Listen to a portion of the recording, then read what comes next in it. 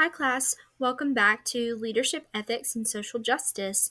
This week, we're going to be talking about a framework called Multicultural and Social Justice Counseling Competencies. Since one of the main discussions within this course is on how social justice aspects can be implemented within the counseling practice, I felt that it was important to introduce you all as master's level counselors to a framework that can kind of help in guiding you on learning how to implement social justice aspects into your practice as a counselor. So some learning goals that I hope that we'll be able to accomplish through this presentation is you'll understand how the multicultural and social justice counseling competencies framework assists with social justice efforts made by counselors. Also learning about the different facets that make up social justice in counseling, as well as learn more about the interconnections between counselors and clients and their role in social justice. And students will be able to, so this is the stuff that you guys will be able to apply once you go through this lecture. You'll be able to explain what social justice is, differentiate between the different components of the MSJCC framework, determine how the ACA Code of Ethics plays a role in counselors' role of social justice, and identify how they would use, so you all would use, the MSJCC framework in their role as a counselor. And you'll definitely be able to showcase this within the case study assignment that will come at the end of this week. So to start off with, a basic definition of what social justice is. So these are actions taken to work towards ensuring an equitable access to services and advocating for marginalized populations. That's just kind of a basic definition of what social justice is, not necessarily what it is to just counselors. This is what social justice is to everyone. So for our first activity for this lecture, it's going to be a brainstorm activity. So I want you all to answer using the Canva sticky note page. I want you all to put a sticky note and put what you believe, what does social justice and counseling look like. You can either get to this assignment by scanning the QR code that you see here on the screen, or you can click the link that's going to be available below. Okay.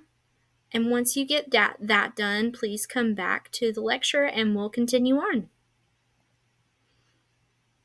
So, to kind of gather some insight into what social justice looks like within the counseling field, I felt that it was a good place to start with the Social Justice and APA Code of Ethics. So, some more information regarding this. Social justice requires cultural competence to be able to recognize the needs of people from diverse backgrounds. And one way to do this is through the use of the ACA Code of Ethics. So, ethically, counselors have the ethical responsibility to advocate for practices and policies that reduce inequity and increase access to mental health care for all. So, according to the Code of Ethics, one of the core professional values that's listed for the counseling profession is valuing the uniqueness of each individual and promoting social justice. And so, these are one of the overarching core professional values that we all must follow by within our counseling practice. So, social justice is a very big part of the counseling field. So, further continuing on, this is from the ACA Code of Ethics on justice, which is one of the fundamental principles of professional ethical behavior in the APA Code of Ethics. Treating individuals in an equitable manner and fostering fairness and equality for all.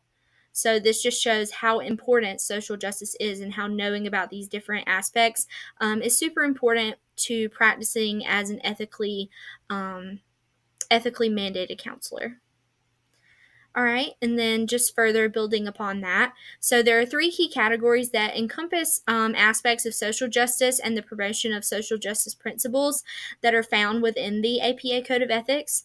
So these categories are autonomy, which is respecting that clients have the right to make their own decisions, non-maleficence, which is doing no harm to clients. For social justice, this definitely involves identifying one's personal biases when working with clients. So knowing about your personal biases and how these could potentially impact the counselor-client relationship is very important to incorporating and encompassing social justice within your practice as a counselor. And then beneficence. So, this is a counselor's obligation to promote the client's well being while also addressing systemic barriers and inequities that might hinder well being. And this can be both on an individual level, so in session with the client, or this can also be on a systemic level. So, advocating for social change is an example of beneficence.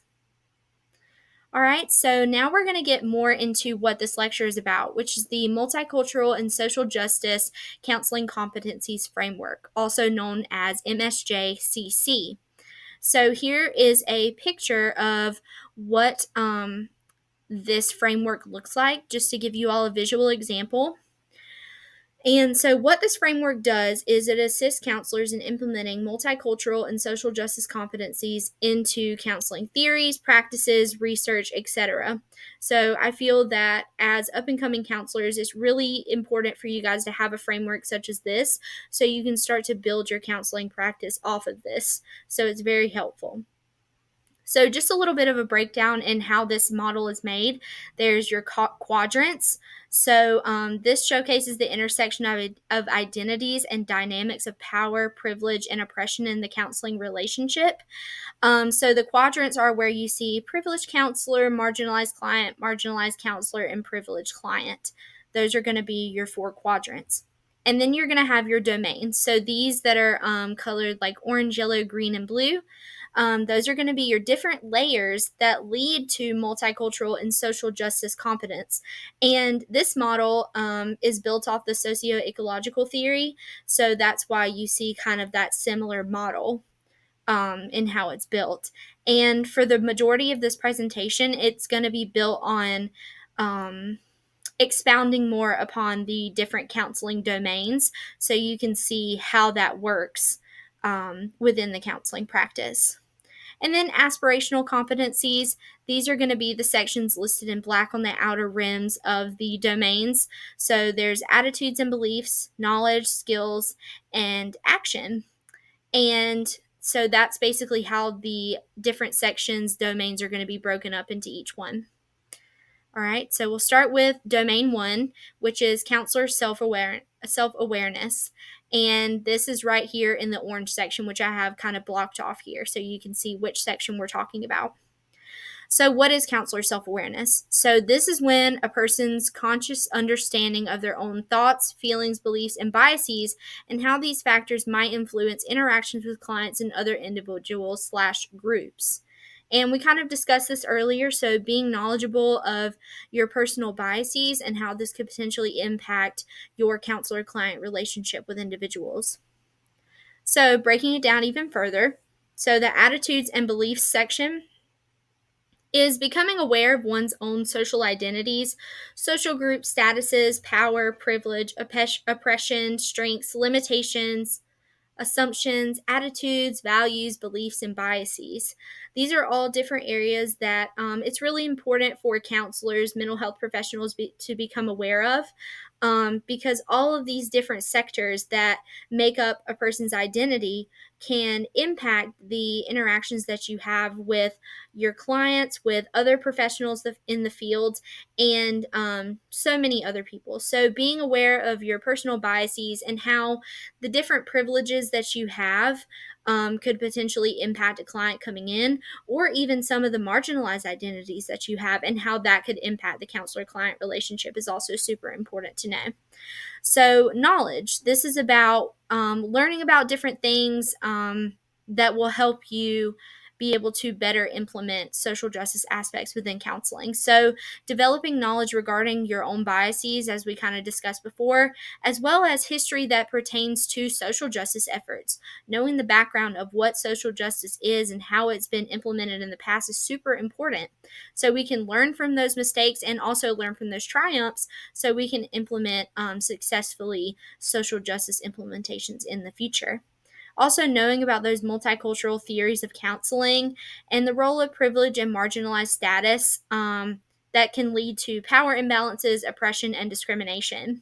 So, when you think about counseling, there is kind of a power imbalance. You're the counselor, so sometimes whenever some clients come in, they see you as the expert, they see you as the person who knows everything, and they want you to tell them everything.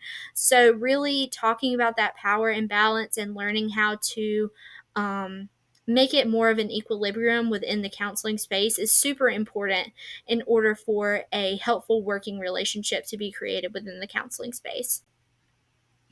And then skills. These are different types of skills that counselors need to acquire in order to be effective social justice agents. So, some of these skills are critical thinking skills, effective multicultural communication skills, as well as application skills, evaluation skills, and analytical skills. And in the future domains, we'll kind of go into this a little bit more, but this is kind of an overview of different kinds of skills that you will need to know in order to effectively practice social justice. All right, and some actions. So, taking action. So, we can sit here and we can talk about things that we need to do as counselors to be better social justice advocates within our roles. But until we take action, no change is really going to be made, right? So, we must take action to learn about ourselves and our role as social justice advocates in the counseling field. So, seeking out professional development opportunities that can tell us more about more experienced counselors who have done this before. Immersing yourself in marginalized communities. So, really getting to know your client base. If you know that most of your client base is low income, maybe going and visiting some areas that they frequently visit so you can kind of get an idea of where they're coming from and develop some empathy and some understanding of where they're coming from in their environment that they're currently living in. And learning more about themselves, so ourselves as counselors, and their communication styles with others. So, have you noticed that you code switch whenever you speak to different identities of individuals? And if you do notice that, why is that? And this is where seeking out supervision and consultation is super important, because having someone be able to give you some suggestions and some feedback on some things that you've been doing good, as well as some things that you can improve upon, is going to be really important in improving your counselor self-awareness, as well as the other social justice domain skills that are needed. All right, so we'll move on to the second domain. This is client worldview. And again, we're going to be in the yellow section as marked off here. So, what is client worldview? A client's worldview is a unique perspective on life that is shaped and changed by their life experiences, culture, values, and beliefs. So, some attitudes and beliefs.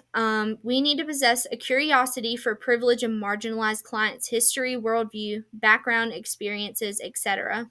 One must understand lived client experiences with power differentials and how this differs between clients and marginalized identities versus privileged identities. And we also must understand that all individuals are unique and need to identify biases held regarding different client populations. So, yeah, getting to know your clients, getting to know their history and how that really shapes who they are is super important in understanding the client worldview. Because at the end of the day, all clients are unique, no matter if they come from the same background as another client or not. Every individual is going to be different. Every individual is going to have a different upbringing in some type of way. So, really getting to know your client and getting to know them without judgment is super important when it comes to implementing a counseling practice that's built on social justice principles.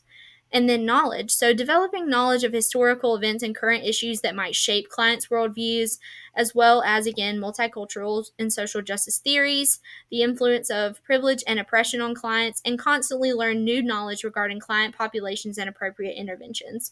So, yes, learning never stops. Even after you finish your program and you're graduated, always keep learning, because there's always going to be something more that you need to know in order to be an effective counselor.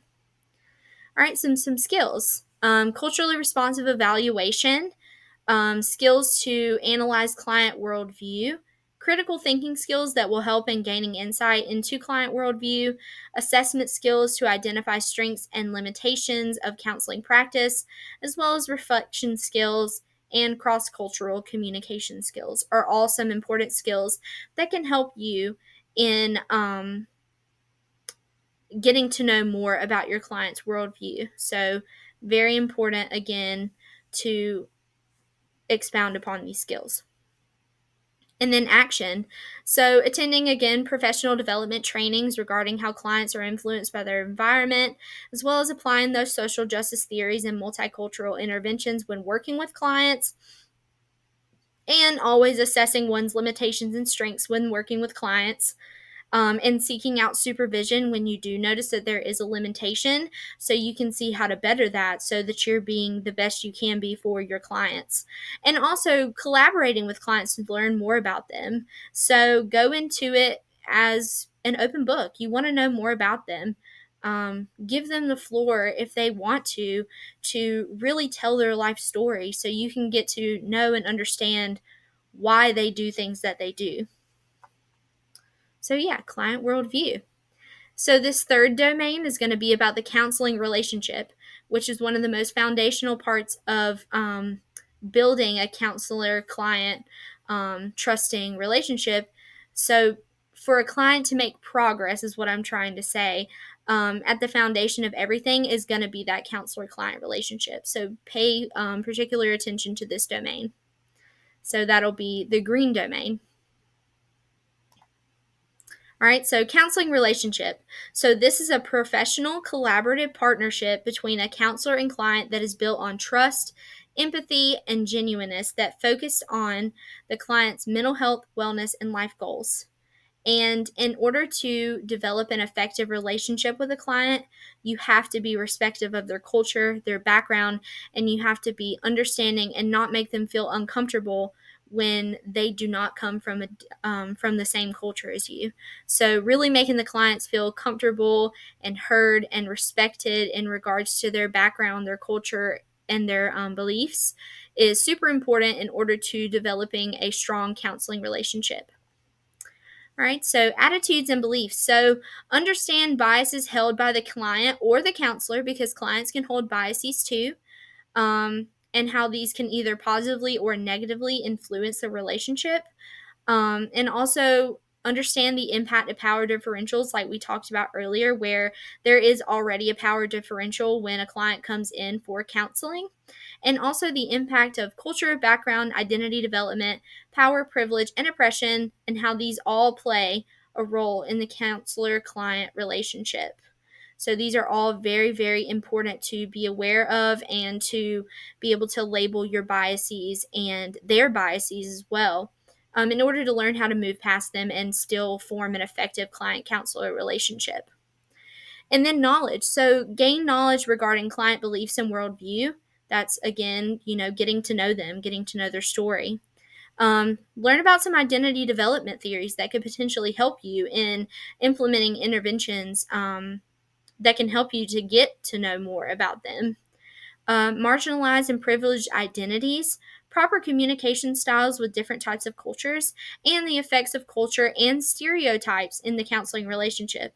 So that's why, as I stated before, it's important to not think that you know everything about a client just because they come from a certain background. Every person is going to be different. So, being knowledgeable that there are those stereotypes for cultures can be useful, but getting to know that client on a personal level is the most important thing in order to build an effective counselor client relationship. All right, so some skills. So, some assessment skills is super important to use to assess how the client counselor culture, beliefs, upbringings, power, privileges, and oppression shape the counseling relationship. And as well as application skills to apply theories and communication techniques is also going to be super important. So, some actions that we can take. So, initiating conversations with clients regarding how their beliefs and worldviews shape who they are. So, that's really important, as well as collaborating with the client regarding how to navigate power differentials and differing identities. So, having those difficult conversations, setting those boundaries, really opening the floor up for them to really say how they feel about this power differential, or if you come from a privileged identity and they don't, really talking about how that's affecting the counselor client relationship and learning how to move past that. And exploring similarities and differences between counselor and client's worldviews to help in building that relationship. So again, just really opening the floor for effective communication, as well as being empathetic, genuine, and eager to learn about the client is super important. All right, so domain 4, the last domain. So this is the blue section, and it's counseling and advocacy interventions. So, what is this? So, these are ways that counselors can work to promote the well being and rights of their clients at the individual as well as the societal level by addressing systemic barriers and promoting social justice. So, advocacy is a huge, huge part of social justice. So, we're not only worried about implementing those social justice interventions within the individual counseling setting, we also need to be implementing these at the systemic level and creating positive social change for our clients so that they can live a better life even when they're outside of our counseling office. So here are some ways that we can go about doing that as counselors. So privileged and marginalized counselors can intervene with and on behalf of clients at the intrapersonal, interpersonal, institutional, community, public policy, and international/global levels. So for intrapersonal, this would be some different interventions would be addressing clients' internalized self-beliefs. So those feelings that clients have within them, helping clients unlearn negative self beliefs and assisting them in developing self advocacy skills for themselves. So, this is focusing on ways to help clients unlearn negative beliefs about themselves that they hold due to stereotypes and other things such as that. So, interpersonal. So, this examines the client's relationships with others in relation to power differentials and privilege versus marginalized identities. As well, it helps in assisting clients in fostering beneficial relationships with others. It helps them develop communication skills regarding power differentials and boundary setting, which is super important. So, teaching them effective communication skills to communicate their boundaries, as well as to help them learn how to self advocate for themselves and what they need in order to live a good life. And so, at the institutional level, some ways that we can help and intervene is identifying supportive institutions for clients. So, that's where, community outreach is super important. So, getting out there and finding resources in your community or in surrounding communities that can help clients get on their feet and get access to resources that they need in order to live an equitable life compared to others is super, super important as a mental health professional. So, not just what you do within your office, but also getting out there, getting into your community, getting involved is also just as important when being a mental health professional. Collaborating with institutions for client support, as well as social advocacy to remove systemic barriers. So, again, collaborating, getting out there, networking with different types of institutions is super important for our clients, as well as being involved in politics. If you see something that you know is hindering your clients or even hindering yourself, go out there, get some research, get some evidence together, and take it to your local officials or even, statewide, national officials and try and make some positive change happen. That's what social justice is all about, is creating a better society for all, and that can be done through the institutional level. All right, some other levels, community. So, identifying with client community norms that hinder or contribute to client growth and development, as well as participating in community social justice advocacy programs. So, this is kind of similar to the institutional level. So, it's identifying aspects in the community that help or contribute to client growth and development and working on trying to change or get clients in contact with the things that could help them. Public policy. So, this is that government level and advocacy. So, engaging in social action to help in altering laws and policies so that clients will be better, so that these policies will better serve marginalized populations. Also, collaborate with clients for suggestions on how laws need to be changed is super important. And participating in organizations that advocate for social change is also important. For public policy. And then international and global affairs. So, staying current on world events, interacting with international and global leaders on issues, learning about what global politics, laws, policies, and theories are impacting clients and working towards changing them if they're hindering them is super duper important. So this shows that you can impact clients through social justice at the individual level as well as at the systemic level. So this is super important when we're talking about social justice within counseling. All right. So if you have any questions, this is the end of our lecture. So if you have any questions, please don't hesitate to reach out or post them in the comments below because your classmates might have the same questions. All right, to wrap up our lecture today, this is going to be a review activity. So you're going to either scan this barcode or click on the link that's going to be available in the assignment description, and you're going to post one thing that you learned from today's lesson along with your name/student ID so I can identify you whenever I'm putting in grades. Note, your post must be different from your classmates' answers, so pay attention to everyone's posts. And replies to peers are optional, but please feel free to respond to one another's sticky note postings because that's one of the best ways to learn is through communication with others. All right, so Module 5 to-do list. So readings, you're going to read Chapter 5 in our textbook. There's some supplementary text as well found in Module 5, and watch this lecture. So I hope you did. I hope you watched all the way through. Some assignments is completing case study 3. That'll be due this Sunday, and it'll really play off of this lecture, so make sure that you paid attention.